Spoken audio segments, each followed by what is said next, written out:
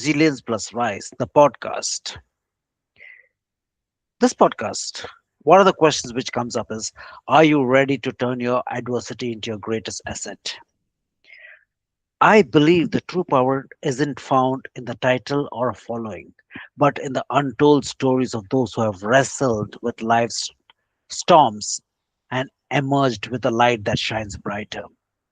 That's the core of Resilience Plus Rise, the podcast that transforms the echoes of adversity into symphonies of strength. Here, it's taken from this book, which is my book, Resilience Plus Rise 26.2 Transformative Miles to Unleash Your Marathon of Life Mindset. Each conversation is a living tapestry woven with threads of hope, perseverance, and the sheer audacity of human spirit. Today's podcast, I'm so excited, absolutely ecstatic, because when I read the background of today's guest, Dwayne Kelson, the first question that came to my mind was, we have heard, what do women want? Which is an eternal lost in the labyrinth type of a question. But also, have you paused to think, what do a man want? Yes, we talk about give him a couple of beers or watch him, allow him to watch some favorite games or something like that. But there are certain things which is a requirement, which changes ordinary males to extraordinary individuals. And that's what Dwayne talks about. He's a coach for remarkable men. And we know when we talk about remarkable men, it is not just a fly on the wall or it's not just happens overnight. There's something more to it. As he says, you're not looking for therapy. You're looking to go more than just a comeback. So with this, Dwayne, welcome to Resilience Plus Rise, the podcast. Thomas, I am really honored and grateful for being able to be on your program today. I'm lit up as to what's possible, and I know when the two of us talk, smoke will rise. Ah, so true, so true. One of the elements that I talk about in my podcast is that, which I've taken from, I believe it was Ernest Hemingway or Rumi. From our deepest of wounds shines the brightest of light. It has to be something that when a human goes through, he realizes there is a purpose which comes up. How did you come across, or what made your purpose, your vibe that, hey, I want to help another fellow human, male specifically, to unleash their potentiality and Mhm. make them just as a survivor, but as remarkable men. Thomas, I think that is the $64,000 question. It's just in order for me to go into this path, I I had to come by it authentically. I had what I call my perfect storm Hmm. several years ago. In about an 18-month period, I had a multi-million dollar outdoor advertising company. I was engaged to the woman of my dreams, and I also had a 7-year-old son from a previous relationship. But in that 18 months, I found out that I had crooks to help me run the company. Went through a really nasty proxy battle, and I eventually won the company back. But by the time we did the forensic audit, there was nothing left to save. While that was happening, I found out that my 7-year-old son was not mine. Ouch. And yeah, so that was a gut punch. And I was engaged to a true alpha woman, a strong woman with direction. She was gorgeous, and she was raising two daughters on her own. And when I met her, Thomas, I was at the top of my game. I was the true alpha man that she was looking for. But while all this was starting to unravel, I pinned my identity with being a dad. He was my little man, right? Mm-hmm. And also, I grew this company from the ground up. And so this was truly who I was. Now it was all falling apart. I lost my edge. I lost my mojo. I lost my sense of purpose in where I was going.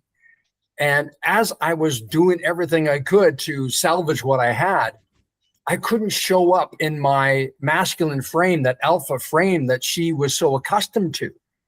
And I slowly started to drop this energy, whereas she needed that because she was such a strong, assertive woman. And, she had to figure out everything on her own by herself. And when she met me, she went, oh, finally, I got my king and I can take the foot off the gas and I can just be in my feminine nature. Mm-hmm. So we had this really great symbiotic relationship. But then I tanked. I went into a different energy, and I didn't know it at the time. But I went from my masculine frame into a more feminine energy, where I needed to be nurtured, or I could be nurturing, or I was communicative. And instead of me being decisive and action oriented, I became more, yes, dear, whatever you want, dear. No, you pick the movie, you pick the restaurant. And so I ended up going into the friend zone in my own relationship. She ended up getting a great opportunity back east. And I told her to get it, go after it, because I was still in the court battle. And it was messy. It was nasty. It was taking all my bandwidth. And so she left. And it was a great thing for her.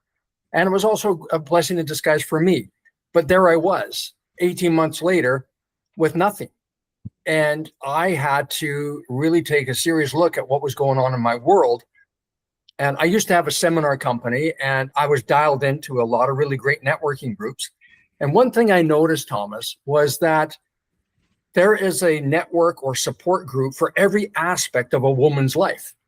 But what do men have? And so I was looking around for, okay, what's going on with men? And I was looking and looking and looking. And then finally someone said, hey, Dwayne, I know a guy, and he knows a guy, and he's got a cousin that knows a guy, and they're part of this men's group. You should go check it out. So I did. And maybe some of your listeners can relate, but I went to this group, and it was every cliche that you could imagine a men's group being back in those days. It's not as evolved as they are today. But back in those days, it was a group of men commiserating in a church basement with a dim light bulb and all pointing fingers at the outside or at the women, the exes. It was all their fault. Mm-hmm. And no one wanted to take accountability for where they were at. Wonderful. Okay. And I was going, this is not my tribe. I want to step into my power, take accountability, take responsibility. And so the universe just basically, Dwayne, you're going to be the guy. You're going to be it. And I went into this kicking and screaming, no, I'm not your guy. So I ended up writing the book. This is my book, The Remarkable Man. I don't know if it shows up on there. It shows up. And guys, I will be putting out Dwayne's link in our comments down below. Have a look. So when I wrote the book, Thomas, I realized that in my research that I was not alone. In fact, there's a global malaise happening to men. And men are more confused, more frustrated, more challenged as to what it means to be a man in today's world than ever before. And conversely, women are more empowered, more strong, more direction in their lives than ever before. And this is creating so much conflict that no one signed up for. But we don't have a name for it. We don't, and we just think it's just women are just insufferable and men are losers and weak. But it couldn't be anything further from the truth. And so this is why I made this my purpose and my passion, to help men identify what the remarkable man is within him and give him the tools and the resources he needs to really step it up, to be remarkable in his life, his love, and his legacy. That's a wonderful. I don't say it as a word story, but I believe this would be. I mean, elements of what you just mentioned would be a story of many people going through life's tribulations and trials. Indeed. There was something which you mentioned earlier that you were alpha male and you were a go-getter and everything like that. Now, after the transformation that has taken place, wherein you did realize there is a feminine part, and that I believe is always the yin and the yang Hmm. about being complete. But unfortunately, we are always shown is that we are the alpha males, and to succeed, we got to do in that particular thing. Now, the journey that you have done in this last few years, wherein you have evolved, what are your thoughts on that? I believe that, I mean, it's a universal truth that Hmm.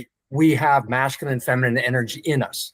Hmm. And it's just because we're a man or a woman, or however one identifies, Hmm. that masculine and feminine energy is there.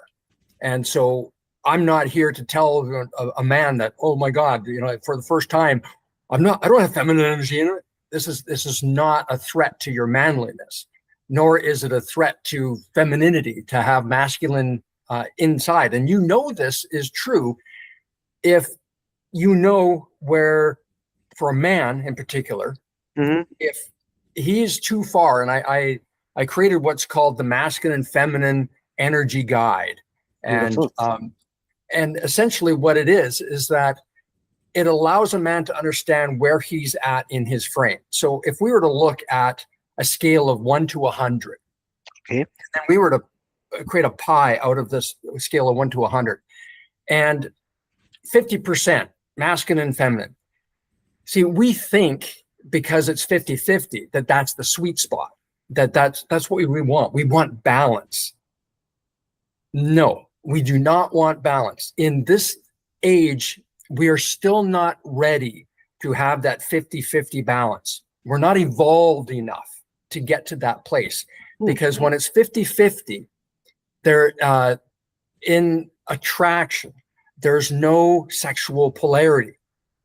And so what needs to happen for a man to be in his frame where he feels strong, where he feels centered and Hmm. able to take on the world, if you will. A lot of them think that, oh, I gotta be 80 to 100% in my masculine. True. No, you don't, because when you're too far in your masculine frame, this is where you are egoic. I call it the egoic masculine, and this is where the bully shows up. This is where the asshole, excuse my language, but Yeah, this is, it's fair enough. Yeah. yeah, and there's a place for this, especially when an emergency comes up, or this in the military or fight or flight. You want this guy to step up and take charge, but this is not the guy in regular life where he's going to be in a place of attraction. Now let's Okay. go to the far side. So if a man is 0 to 30, 0 to 40, and I want to clarify that we're talking heterosexual right now, because Hmm. we can go in any one That's true. That's so true. Yeah. yeah. So for a heterosexual man, if he is 0 to 30 in his masculine, so now he's more in feminine energy. And there's nothing wrong with this, Thomas. When a man is in his feminine energy, he is communicative, he's heart-centered, he's nurturing. These are wonderful qualities. But in a heterosexual man, he'll also show up as indecisive. This is the guy that will scream and run away when danger happens. Hmm. He'll throw a child in front of the bus and run away so he's safe. He's a coward in most situations over here. And now we move into a more 40% to say 60%. Well, we think that that's the sweet spot, but this is where most men show up. Men are in this dynamic where we're 40 Hmm. to 60% masculine and feminine. However, this is where the nice guy shows up. This is where his life is meh. It's like, I can't understand why I can't get out of the rut that I'm in. Everything, it's just average, or I can't maintain this relationship. Why am I friend zoned all the time? Why can't I have this sexually dynamic relationship?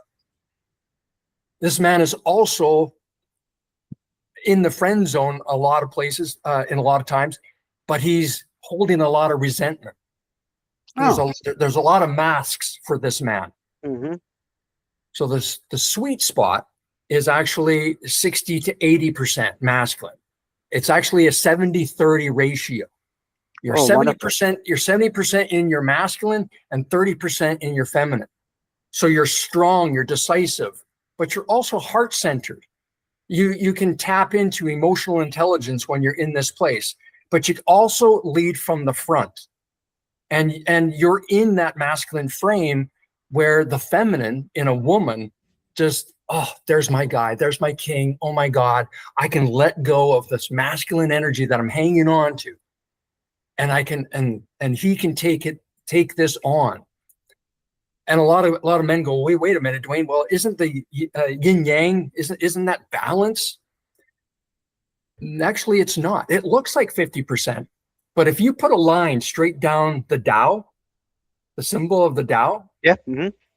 it's actually 30% of the masculine bulbs out into the feminine, and 30% of the feminine bulbs out into the Yes. masculine.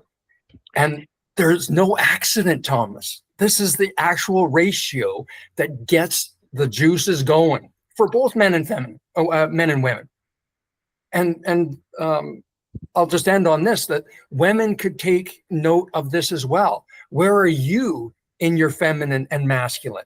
Is the masculine overtaking your life where that attraction isn't quite there where you want it to be?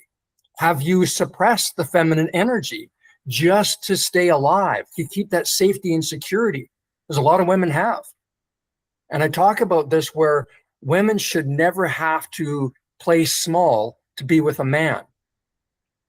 But it's important to understand if you're playing too large, that it creates a disconnect where now Okay. you're so masculine that a man wants to be the masculine. So who wants to be the masculine in the relationship? Someone has to be. And when it comes to sexual polarity, that man in his 70% masculine and that woman in her 70% feminine, oh my Oh, God, now you got something. wow. Wow. And guys, if you are listening to this thing and you all want to discover where you are, Dwayne has got a discovery time set on his website wherein you can go and click on it and put out what's your vibe to find out what your vibe is. Go ahead. You might see something which is absolutely different. And no harm in checking it out. And of course, Dwayne is a coach also for men. One question which comes up, Dwayne, is that you mentioned so beautifully about this entire trajectory and the different pie chart on how it works around. Yep. But if you are asked to put in, let's say, for a person who's one of the listeners, some one part of the universe somewhere else, if they want to know what could be the three elements in your experience, just two or three elements that would help a man to be more balanced, more remarkable, and more of a human, what would that be? Great question. First of all, if a man is in a situation where what you just said speaks to him, where it's like, what could I do to be more? How can I step into what I deem to be my power, my true authentic self? Is really look at how often are you being decisive, Hmm.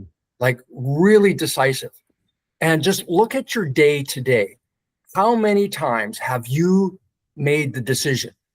Like if you're in a relationship right now and it's not where it needs to be, how much of the responsibility are you taking on and letting her just be? Mm-hmm. To be in your masculine frame, be decisive. Take care of some of the things around the house. And if you see something, I think it was a coaching program I took. 20 years ago, and I learned this, and it was just take a sec, take a sec. Look around your world, because how you do one thing is how you do everything. Everything. True. So is there, if you're watching this in your car, and hopefully you're parked, is your car a mess? Is the dash, the console, is there wrappers and candy bars and fast food all over the place? What about your home? Are you watching this from your desktop in your den? What does the paperwork look like? Start taking pride in everything that you do.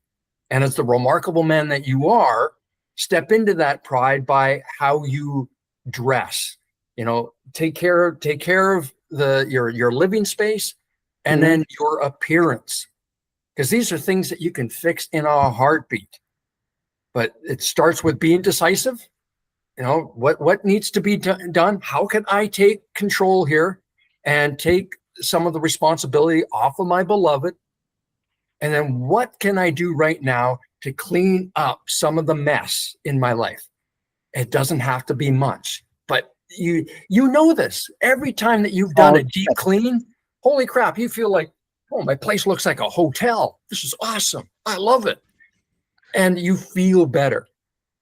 And the last thing on this is get physical, and get to the gym, and whatever that is for you, because you also know this, that every time that you got into a regiment of health and vitality, oh man, it really starts the furnace going.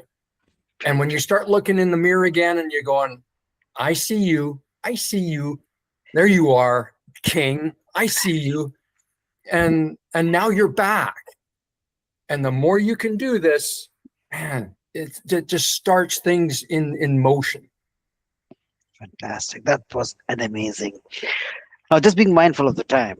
Yes. I know there are been quite a bit of elements on your plate, but is there something that's happening by this year end, or currently happening, or somewhere around next year, that you would like the audience to know about it? Do you have any coaching seminar coming up, or something that if they want to connect with you? Of course, guys, I've been subscribing to his Tuesday emails, which gives quite a bit of nuggets about how to elevate yourself. Not the way I look at it is that, yes, it helps you to be a better man, but also when I say better man, it's a better human. Absolutely. That's a great So, point. so that's something which you can subscribe to. And also, so here again, do you have something coming up, Dwayne, in the next? So I've got a new book coming out this fall. It's called Oh, fantastic. Masculinity in the Age of the Empowered Woman. And Okay. so it's going to be an exciting and controversial topic, but Mhm. one conversation that needs to happen right now to bring men and women back into unity, instead of Mhm. having this conflict, or men are the enemy, women are the enemy. We got to get back to what love and connection truly represents. So that's coming out. And then, as I said, that you can get my newsletter, my LinkedIn newsletter. You can get it on LinkedIn, or you can get it on Substack as well. And it's the Remarkable Man newsletter. And as Thomas said, it comes out every Tuesday. And then, if I've got a number of free resources at dwayneklassen.com, Mhm. and you can check it out there. And if any of this inspires you and you want to do a deeper dive and explore what's going on in your world, then book a 30-minute breakthrough call, and let's have a powerful conversation of where you want your next breakthrough. This was amazing, Dwayne. So, guys, if you believe you're a good man, so be it. But if you believe you want to be a better man, a remarkable man, well, here's the resources. Here's Dwayne, and he's ready to have a talk if you're ready. So, Dwayne, with this, I say a heartfelt thank you for your time and space, and we will catch up soon. Thomas, Thank you. I honor you. Thank you so much for the opportunity to be on the call. And to everyone, have yourself a great day.